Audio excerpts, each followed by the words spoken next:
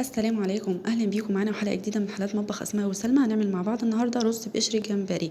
ايوه، قشر الجمبري اللي فيه الماده الحمراء، هي دي اللي فيها كل الفوائد، اللي غنيه بالبروتين وحمض الفوليك والزنك اللي بيزود هرمون التستوستيرون المسؤول عن الرغبه الجنسيه وزياده الطاقه في الجسم وعلاج تشوهات الحيوانات المنويه. بس كده لا طبعا، ده كمان بتنشط الدوره الدمويه، عشان كده هي علاج للشعر والبشره ورطوبه الجلد. طيب يلا بقى اوريكم هنعمل ايه. انا معايا حله فيها زيت، سخنت الزيت كويس، ومعايا الجمبري بتاعي انا غسلاه ومحافظه على الماده الحمراء ديت. وهبدا اشوح الجمبري كده في الزيت السخن. وعملت خلطه من الثوم والكمون والكزبره الناشفه. الثوم ايوه عشان اقوي المناعه، والكمون عشان احسن عمليه الهضم، والكزبره الناشفه عشان اعالج عسر الهضم والانتفاخ. وهبدا اشوح بقى القشر بتاعي كده بالخلطه اللي انا عملتها ديت. وبعدين هزود له بقى شويه ميه سخنين يغلوا غلوتين، وحطيت الملح المناسب طبعا.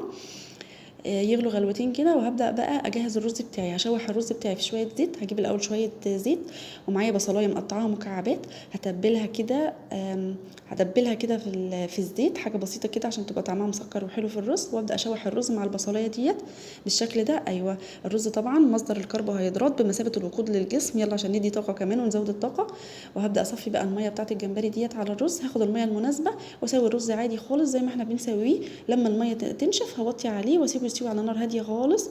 ايوه بالشكل ده اصبح الرز بتاعي مفلفل وجميل وشكله رائع وريحته جميله بالشكل ده. ده شكل الطبق الرز بتاعنا النهارده.